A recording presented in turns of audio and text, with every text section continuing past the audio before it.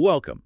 Today we're going to be examining a Canadian criminal case that is um, incredibly complex and frankly very difficult to talk about. It is. It's a story that starts with an absolutely terrible tragedy in Newfoundland and Labrador. But it ends with a landmark legal ruling that really redefined the limits of police power across the entire country. Our focus today is on the heartbreaking deaths of two 3-year-old twin girls, Karen and Krista Hart, back in 2002. And while we have to keep that profound loss at the center of this, our analysis is really going to be on the legal architecture that was built around this case. That's right. The police investigation, the highly controversial methods they used, and the huge legal questions that came out of it. Questions that went all the way to the Supreme Court of Canada. So our mission, really, is to understand how Nelson Hart, the girl's father, who was convicted of their murder, ultimately had that conviction thrown out by the nation's highest court. And this ruling, it set completely new rules for police investigations, specifically targeting one of their most effective, but also most ethically complicated tools. The Mr. Big Sting operation. It's this classic conflict, isn't it? Sure. The states need to solve these horrific crimes versus the constitutional rights of the person they're accusing. It is. But before we get into the dense legal details, it's so important that we pause. Absolutely. We have to acknowledge the devastating tragedy at the core of this. The lives of two very young girls, Karen and Krista, were lost.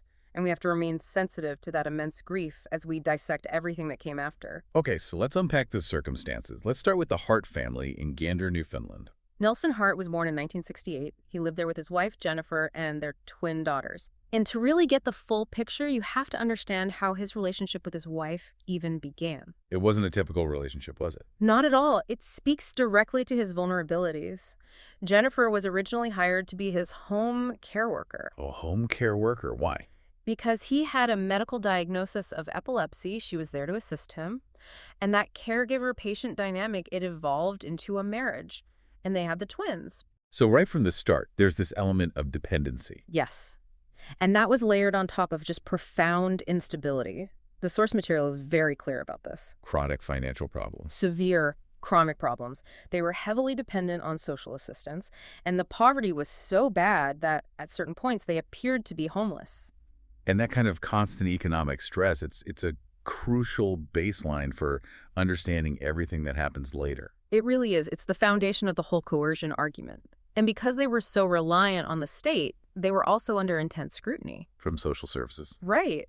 It got so concerning that social workers were actively considering taking the children away from the home. That's a massive step. A huge intervention. But the family managed to stop it, at least temporarily. They found lodging. They moved in with Jennifer's father.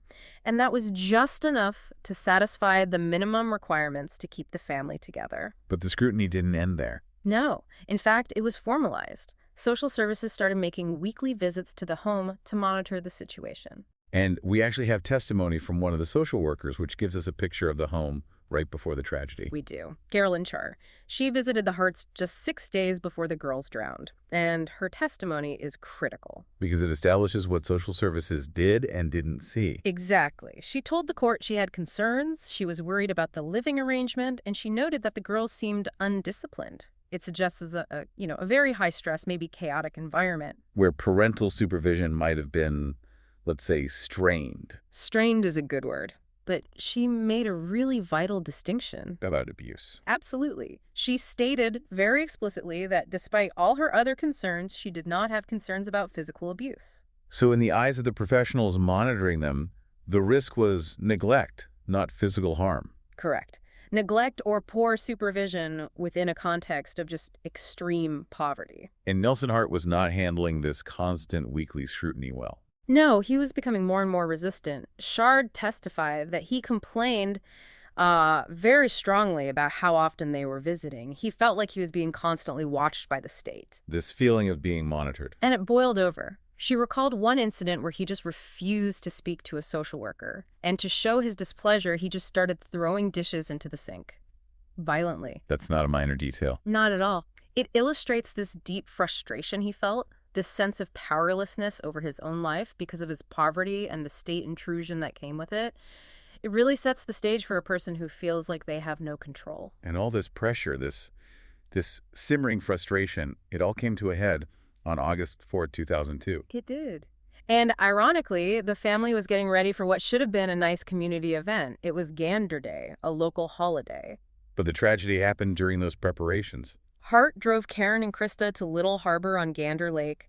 Jennifer stayed behind to shower, so the girls were solely in his care. And that's where they drowned. That's where they drowned. And the investigation was immediately complicated by the first story Hart told the police.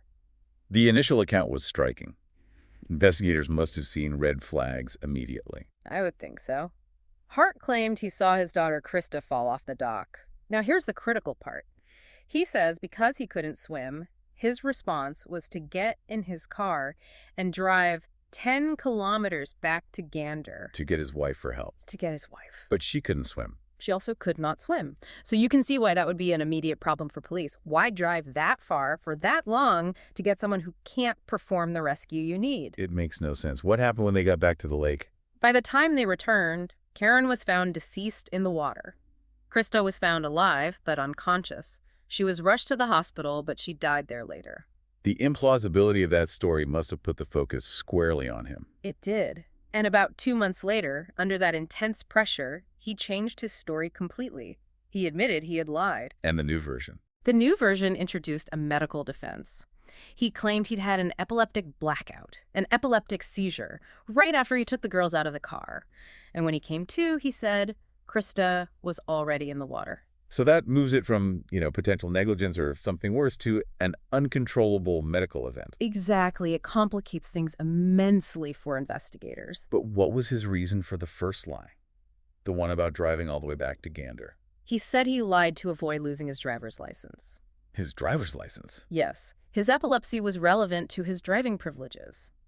If he admitted to having a seizure at the scene, he would have almost certainly had his license suspended. And for a man in his situation, living in poverty, a license would be a lifeline. It would be essential for mobility, for getting to services, for any chance at a job. So in his mind, it seems the fear of losing that license was greater than the need to tell the truth about what happened to his daughters. It just shows this deep, deep fear of falling even further into poverty. So by 2005, the police are basically stuck. Completely stuck. They have no witnesses. They have a horrific outcome. And the only person who was there has given them 2 different self-serving stories. The first one is a clear lie to protect his license, and the second is a medical alibi that's almost impossible to disprove. It's the classic cold case scenario, and it's what led them to decide they needed an extraordinary measure. This is where they decide to launch the Mr. Big sting operation. Exactly. They weren't looking for physical evidence anymore. They were looking for a confession. Let's really get into the mechanics of this Mr. Big tactic, because it's the hinge that the entire case turns on. It is. The goal is to get a confession by creating this elaborate, fake reality where the suspect feels safe or even compelled to tell the truth to a supposed criminal boss. So what is it exactly? It's more than just an undercover cop. Oh, much more. It's a highly structured, long-term form of psychological manipulation. It's designed for these kinds of cold cases, usually murders, where all other avenues have failed. So how did the RCMP start this with Nelson Hart? How do you introduce a fake criminal reality to someone in Gander? The first step is always crucial. It has to be casual, non-threatening. They have to build trust. So they don't come in talking about crime? No, not at all. An undercover officer approached Hart in a parking lot, and the cover story was completely mundane. The officer convinced Hart to help him find his lost sister. Just a favor. Just a favor. It establishes a relationship based on helping someone out, not on crime. But that's just the hook. It has to escalate from there, right? It has to escalate, and it has to be built on tangible rewards. Hart started doing small favors for this new friend-easy tasks. And for each one, he'd get cash or maybe a gift. And over time, the jobs get bigger. And the payouts get bigger. He was slowly drawn in, made to believe he was now working for a very sophisticated, very wealthy criminal organization. And for someone like Hart, who had lived his entire life in poverty. That financial incentive was overwhelming. You have to imagine this is a man who's been on social assistance feeling powerless. Suddenly, he's being given a taste of money and freedom he's never, ever had. The sources really emphasize that this was tailored to his specific economic vulnerability. It wasn't just about trust, it was about creating dependency. That is such a crucial distinction. The RCMP didn't just offer him money, they offered him a whole new life. A life with structure and respect. Yes. For a man who felt constantly monitored and judged by social workers, this fake criminal group offered stability, status, and financial independence. He wasn't just being paid, he was being valued. So his safety, his newfound status, it's all tied up with these new employers. Completely dependent on them, and that dependency is what led to the first confession. Which was triggered by a specific moment of, well, fake trust from the undercover officer. It was. The lead officer did this sort of exchange of vulnerability. He confided in Hart. He told him about some terrible but fictional crimes from his own past. An act of sharing secrets. Exactly. It was designed to make Hart feel safe, to feel like he was with someone who understood. And after that calculated exchange, Hart verbally confessed to murdering Karen and Krista. He was mirroring the trust he thought he was being shown. But a verbal confession to an undercover cop isn't always enough for court. They needed something more solid. They needed it on tape. And they needed it under the most convincing circumstances possible. A meeting with the actual crime boss. This was the final test. The final high-stakes test. They told Hart that if he wanted to advance his blossoming criminal career, if he wanted to keep getting the money and the protection, he had to meet Mr. Big. And to prove his worth to the boss, he had to come clean. He had to tell the absolute truth about the murders. The RCMP videotaped the entire interaction, getting the direct, detailed confession they had spent months orchestrating. And on that tape, he admitted it all, contradicting both his previous stories. He did. He admitted to picking the girls up, carrying them to the dock, and throwing them in the water. He said he'd do it because he was frustrated by all the pressures in his life. That sounds like a slam dunk for the prosecution. It looked like one. But the defense argued that statement was nothing more than an act of submission. He was just telling the boss what he wanted to hear. That was the argument. Yeah. That he was so desperate to keep his new life, his cash flow, his acceptance in this group, that he would say anything. That it was a confession born of poverty, not of guilt. So Nelson Hart goes to trial in 2007. The defense sticks to the epileptic seizure story and argues this confession was coerced. They're essentially asking the jury to look past this graphic, tearful confession on the videotape and see the overwhelming, coercive environment it was made in. They argued he was just desperate to impress these powerful men. Exactly. That he wasn't confessing to a crime, he was trying to secure his job. The jury, however, didn't buy it. They accepted the confession, convicted him of first-degree murder, and he was sentenced to life in prison. But his legal team immediately starts the appeal. And this is where the whole focus shifts. It's no longer about what happened at the lake. No, it becomes entirely about the conduct of the police. The core argument on appeal was that the confession itself should never have been allowed in court. That it was inadmissible evidence. Precisely. Because the combination of the manipulative nature of the sting and the huge financial inducements just exploited Hart's specific vulnerabilities to a point where the statement just couldn't be trusted. And in 2012, the Newfoundland and Labrador Supreme Court of Appeal agreed with that. They did. They tossed out the confession and ordered a new trial. But they also pointed out another big problem with the first trial. Something about Hart's ability to testify. Yes. And this is so important for understanding access to justice for vulnerable people. Yeah. The court found that Hart had effectively been denied his right to testify in his own defense. Why? Because of his epilepsy. He had severe public speaking anxiety, and the stress of testifying could, and often did, trigger his seizures. The court said he should have been accommodated. Meaning he should have been allowed to testify in private or something like that. Right, maybe via a video link. Something to lower the stress and give him a fair chance to tell his side of the story without risking a medical episode. It was another condemnation of the trial's fairness. So the Crown, the prosecution, they appeal this decision to the Supreme Court of Canada. They do, but the Supreme Court ultimately agrees with the appeal court. They upheld the ruling, and the confession was ruled inadmissible for good. And that decision, R.V. Hart, in 2014, it changed Canadian law. Fundamentally, the court didn't outlaw the Mr. Big tactic entirely. They recognized it can be useful, but they created a new, strict test for when a confession from one of these stings can be used. The new threshold. A new threshold. The Crown now has to prove that the confession's value as evidence outweighs its potential for prejudice. And that balancing act is based on 3 major dangers the Supreme Court warned about. Let's go through them, starting with reliability. Reliability is everything. The court recognized that the intense pressure of these stings creates a very real risk of a false confession. Someone confessing to something they didn't do. Yes. Hart was offered a lifeline out of poverty. If a suspect believes their entire future, their money, their safety, their social standing, depends on telling the boss a story that satisfies him, they might just do it. That's not a confession, it's economic coercion. So it's not just about whether the confession sounds convincing on the tape. No, it's about whether the circumstances make it inherently untrustworthy. The court has to look at the suspect's own vulnerabilities, their intelligence, their financial state, their mental health, and decide how easily they could be manipulated. For Hart, his poverty and his medical condition made him, in the eyes of the law, an unreliable confessor in that context. Okay, so that's reliability. What was the second danger? Prejudice. This goes right to the right to a fair trial. How so? Well, to make the Mr. Big Sting believable, the suspect has to participate in all these fake crimes along the way. Like moving fake money or stolen goods. Exactly. And when the jury sees hours of videotape of the accused acting like a criminal, talking like a criminal, it's incredibly prejudicial. It has nothing to do with the actual murder he's charged with, but it paints him as a bad person. It contaminates the jury's view of him. It creates an unfair prejudice. The jury starts thinking, well, if he's involved in all this other criminal stuff, he's probably the kind of person who could commit murder. And they stop focusing on the actual evidence for the crime he's on trial for. The Supreme Court said that severely compromises the right to a fair trial. And the third danger they identified was police misconduct.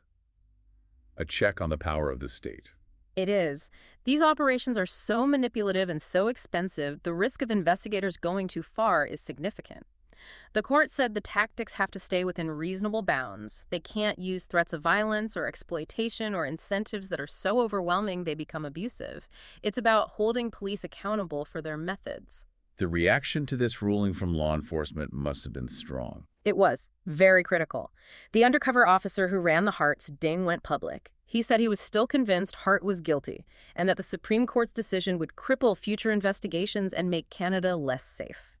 But for Nelson Hart, the legal outcome was clear. In 2014, the Crown announced they wouldn't try him again. That's right. Without the confession, which was now inadmissible, they just didn't have enough evidence to have a reasonable prospect of conviction. The murder charges were withdrawn. And after serving 9 years, Nelson Hart was released. Yes. The system, in the end, prioritized the integrity of how the evidence was gathered over the confession itself. But Hart's story doesn't end with his release on the murder charges.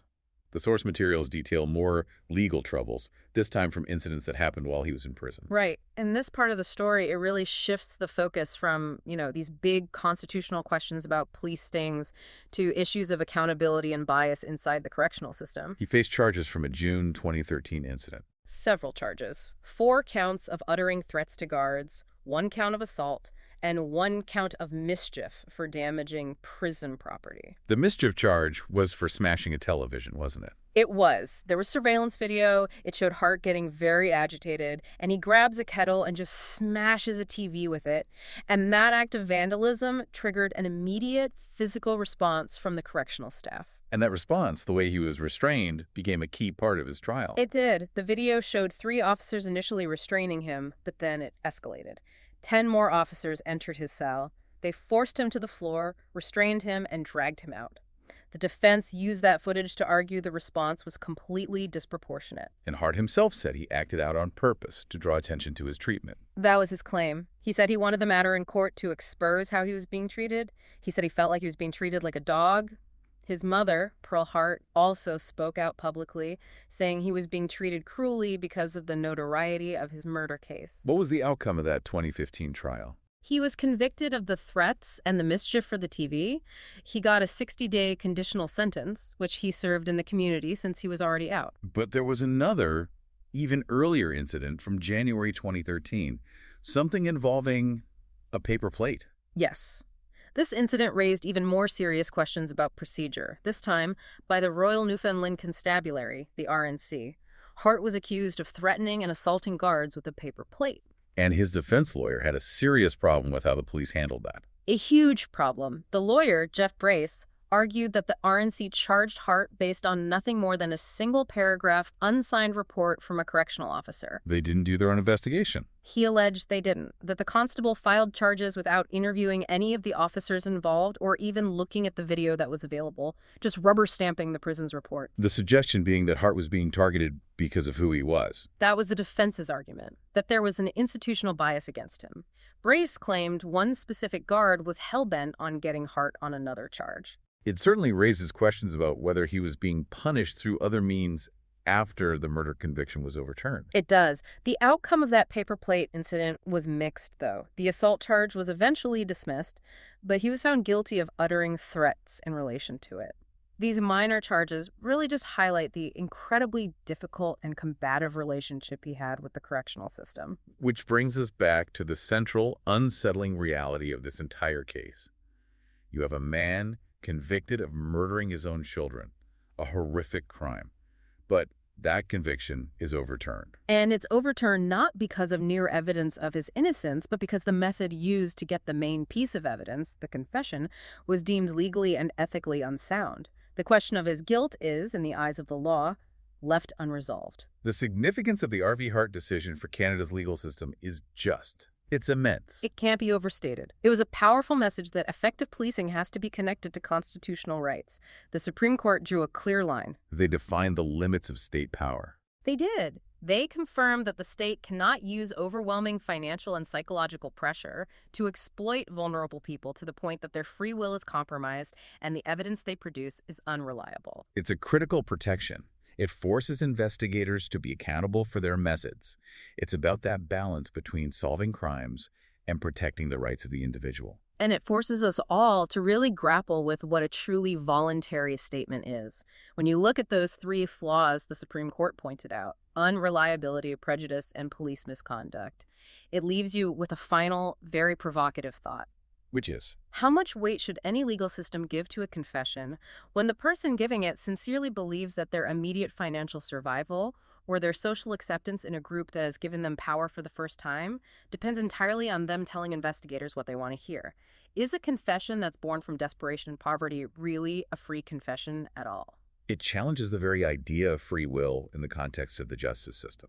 And it places the burden of proof right back where it should be, on the Crown, to present evidence that can stand up to scrutiny regardless of how emotionally powerful a confession might seem. Thanks for listening.